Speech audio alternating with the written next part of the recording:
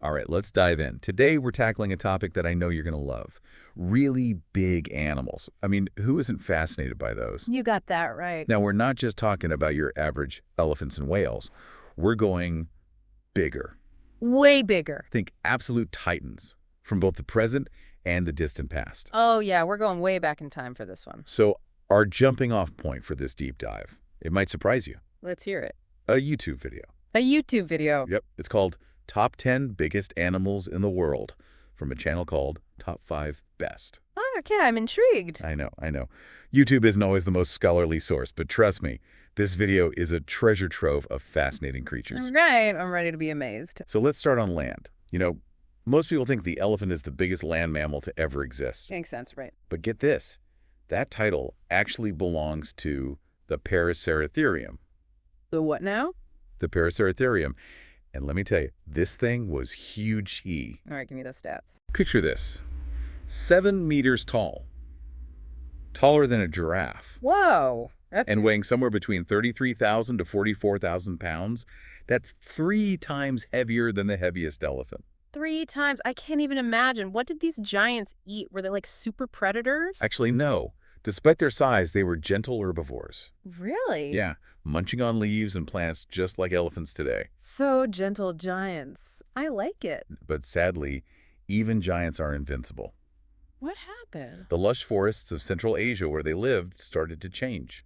Open grasslands replaced the forests. And that was a problem. Big time.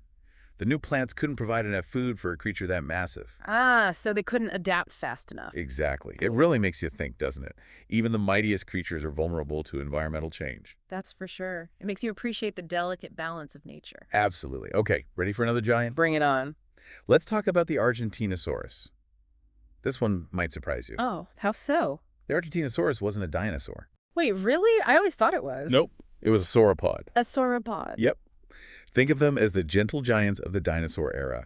Huge, long-necked herbivores. Okay, I'm picturing it. How huge are we talking? Well, over 7 meters tall and a mind-boggling 224,000 pounds. 224,000 pounds. How many elephants is that? Imagine 10 school buses. Whoa, okay. That puts things into perspective. And how long did it take them to reach that size? Get this, 40 years. 40 years. I can barely commit to a gym membership for that long. And their diet, well, their daily calorie intake was estimated to be around 100,000 calories. That's like 300 muffins. 300 muffins. Every single day. Their long necks were perfect for reaching those high branches that other herbivores couldn't get to. Like a built-in snap crane. That's awesome. Totally. But now, let's dive into the ocean. The ocean. Oh, I love the ocean. What kind of giants are we talking about here? Well, first up, the whale shark. Whale shark. Okay, so we're talking huge E-sharks, right? Huge is an understatement. But here's the twist. It's not actually a whale. Wait, what? A whale shark that isn't a whale? It's the largest fish in the world. Okay, my mind is blown. How big are we talking? They can grow up to 14 meters long and weigh up to 41,000 pounds. But don't let the size fool you. They're gentle giants. Ooh. Yeah, filter feeders, primarily munching on plankton. So like the underwater version of those giant, lovable teddy bears. Exactly. And get this, they can live for up to 150 years. 150 years? That's incredible. It is. But surprisingly, the whale shark wasn't always the king of the fish. That title belongs to its ancient relative, the Ludsichthys. Ludsichthys. Now that's a name I haven't heard before. Picture this. A fish only slightly longer than the whale shark, around 16 meters, but weighing a whopping 43,000 pounds. It swam the oceans millions of years ago, gracefully filtering plankton and small organisms just like the whale shark does today. Wow, so it's like the whale shark's prehistoric grandpa. Pretty much. It's amazing to think that such a colossal creature survived on such a tiny food source. But was the Ludsichthys the biggest creature in those ancient seas? Good question. There was another formidable giant lurking in those waters, the Shastasaurus, Shastasaurus. Okay, I'm ready. the largest marine reptile ever discovered. Wait, you're telling me there was something bigger than a crocodile swimming around back then? Way bigger. All right, lay it on me. Tried 20 meters long and 80,000 pounds. About the size of a sperm whale. But here's the kicker. It had no teeth. The teeth? Nope. Scientists believe it just sucked in its food like a giant vacuum cleaner. Wow. A giant swimming vacuum cleaner. That's both terrifying and amazing. Right. Okay, but we can't talk about ocean giants without mentioning the ultimate champion, the blue whale. Oh, yeah. The blue whale. There's nothing quite like it. It's an icon for a reason. It's the largest animal on Earth, up to 30 meters long, and weighing up to 180 tons. That's the length of the Leaning Tower of Pisa. That is insane. And you know what always gets me? A blue whale's tongue alone weighs as much as an elephant. Seriously. And despite their massive size, they're filter feeders too, mainly munching on tiny krill. They have these baleen plates in their mouths that act like giant sieves, filtering massive amounts of krill from the water. It's crazy how evolution comes up with such ingenious solutions, but sadly, we all know that blue whales are facing a lot of threats today. You're right. Habitat loss, fishing gear entanglement, noise pollution. It's a lot for these majestic creatures to handle. It's a sobering reminder of the impact we humans have on the planet. Agreed. Okay, you ready to shift gears and talk about some prehistoric predators? Prehistoric predators, absolutely. Bring on the teeth and claws. Let's start with the Kronosaurus. The Kronosaurus. I feel like I've heard of that one. It was a powerful marine reptile, a top predator reaching about 10 meters long and weighing between 30,000 and 40,000 pounds. So what was on this guy's menu? Pretty much anything it wanted. Fish, squid, even other marine reptiles. The Kronosaurus was at the top of the food chain. Wow, talk about a reign of terror. Okay, but was that the biggest, baddest predator out there? Well, the Kronosaurus might pale in comparison to our next creature, the Megalodon. The Megalodon, the ultimate prehistoric shark. This creature makes the great white shark look like a guppy, 3 times bigger and 15 times heavier. Whoa! 3 times bigger. That is massive. What could have possibly driven it to grow so much larger than the great white? Scientists think it's a combination of things. An abundant food supply, competition with other large predators. The Megalodon was perfectly adapted to hunt large prey, like whales. So this thing was a whale-eating machine. Pretty much. Okay, enough about the ocean for now. Let's head back to land and meet the Titanoboa. Titanoboa? What's that? Some kind of giant boa constrictor? You could say that. It was the ancestor of modern-day anacondas and pythons. But we're talking way bigger. Okay, how big are we talking? Try 13 meters long, about the size of a school bus. A school bus. And not just long, incredibly wide too, weighing in at an estimated 2,500 pounds. Okay, now I'm officially terrified. Where did this thing live? They're called the warm, humid rainforests of about 60 million years ago home. And what did it eat to keep that massive body going? Scientists believe it preyed on large animals, like crocodiles and turtles, constricting them with its powerful body before swallowing them whole. Gulp. That's one creature I'm glad doesn't exist anymore. I hear you. All right, ready for our last prehistoric predator for this part. Get me with it. The Spinosaurus. Spinosaurus, I know that one. Jurassic Park, right? Exactly. But how accurate was that portrayal? You telling me it wasn't actually a giant, terrifying dinosaur hunter? Well, the Spinosaurus was a formidable creature, the largest carnivorous dinosaur, reaching 18 meters long with a head the size of a human. That's huge. But recent discoveries suggest it might have been more of a fish eater than a land-based predator. Wait, so it wasn't chasing jeeps through the jungle? Probably not. It had a long, crocodile-like snout and teeth that were perfect for catching fish and other aquatic prey. So more like a giant swimming grizzly bear than a T-Rex. Exactly. It just goes to show how much we're still learning about these incredible creatures. Every new fossil, every study brings us closer to understanding the diversity and complexity of life in the past. But this deep dive is far from over. Yeah, I'm ready for more. Welcome back to our deep dive into the biggest animals of all time. Last time, we were exploring the incredible diversity of these giants. Yeah. I'm still thinking about that Shastasaurus. It's hard to imagine a creature that big with no teeth. It is quite the image, isn't it? Ah. But as we go deeper into this world of giants, it's important to think about what caused some of them to go extinct. What can we learn from their disappearance?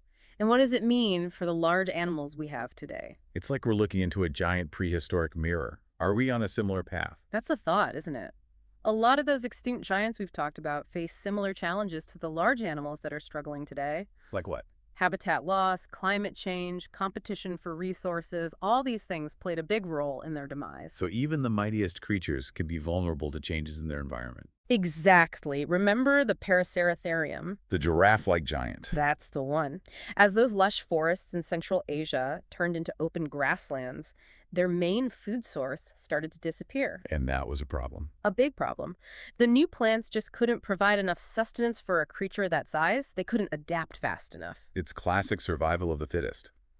Sometimes Even the fittest can't keep up when the environment changes so rapidly. That's right. And we see this pattern again and again. The megalodon, for example, probably went extinct because of a combination of factors: Like what? cooling oceans, changes in the types of prey that were available, and competition from other predators like the great white shark. It's like a perfect storm of ecological pressures. It doesn't matter how big or powerful you are, sometimes the odds are stacked against you. That's the reality of nature. And those same pressures are affecting large animals today. Habitat destruction, driven by things like deforestation and urbanization, is fragmenting ecosystems and reducing the space these animals need to roam and thrive. It's almost like we're slowly shrinking their world. That's a good way to put it. And then you add climate change to the mix. Climate change. Rising temperatures, changing weather patterns, ocean acidification. It all disrupts food chains and makes it harder for large animals to find the things they need to survive. They're adapted to a world that's changing faster than they can keep up with. So it's not just about size, it's about the intricate connections within an ecosystem. Exactly. Every species plays a role, and when you disrupt one element, the effects can cascade through the whole system.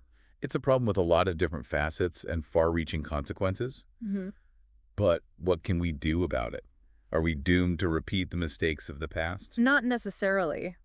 We have the knowledge and the tools to make a difference. Conservation efforts focused on protecting habitats, mitigating climate change, and reducing human-wildlife conflict are absolutely crucial. It sounds like a huge task.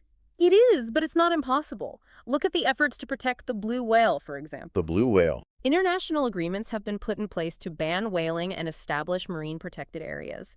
These things are slowly but surely helping the blue whale population recover. So there's hope. There's always hope. It's easy to get discouraged, but there are so many individuals and organizations working tirelessly to protect these magnificent creatures. Like who? Researchers studying their behavior and migration patterns, activists advocating for stronger conservation policies. There's a growing movement dedicated to ensuring their survival. That's encouraging to hear. It's inspiring to know that so many people are working to make a difference. It's a good reminder that even small actions can have a ripple effect. Like what? Supporting organizations that are dedicated to conservation, reducing our own carbon footprint, even just spreading awareness about the importance of protecting these animals, we can all play a part in creating a brighter future for them. I agree. But, all this talk about extinction and ecological pressures is pretty heavy stuff. Can we lighten things up for a minute? Maybe talk about some of the incredible adaptations that allowed these creatures to get so big in the first place. Absolutely. It's easy to get bogged down in the doom and gloom, but there's also a sense of wonder and awe when you consider the incredible feats of evolution that led to the existence of these giants. It's truly remarkable what nature can accomplish, wouldn't you say? 100%. I'm always fascinated by how ingenious nature's solutions are.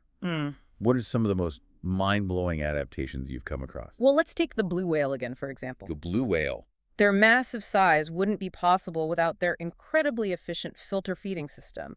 They had those baleen plates in their mouths, that act like giant sieves. Right, filtering tiny krill out of the water. Exactly. And to power that massive body, they have enormous hearts, pumping a staggering 10 tons of blood. It's like a biological marvel of engineering. Wow, 10 tons of blood. Okay, what about the sauropods, like the Argentinosaurus? How did they manage to grow so large on a diet of plants? It seems like such a limited source of energy. That's a great question. Sauropods had a few tricks up their sleeves that allowed them to thrive on a plant-based diet. Like what? First, their long necks, which we talked about earlier, gave them access to a buffet that other herbivores couldn't reach. Like a built-in crane. Exactly. But beyond that, they also had incredibly long digestive tracts. This allowed them to extract as much nutrition as possible from the plants they ate. They might have even had symbiotic bacteria in their guts, similar to cows today, that helped break down those tough plant fibers. So they were like giant walking fermentation tanks. Essentially. And their immense size itself was an advantage. It helped them conserve body heat, which was essential for staying warm even when temperatures fluctuated. Wow, it's amazing how these creatures evolve such specialized adaptations to thrive in their environments. It makes you wonder what other secrets are hidden within their anatomy. Absolutely. The study of these giants is an ongoing journey of discovery. Every new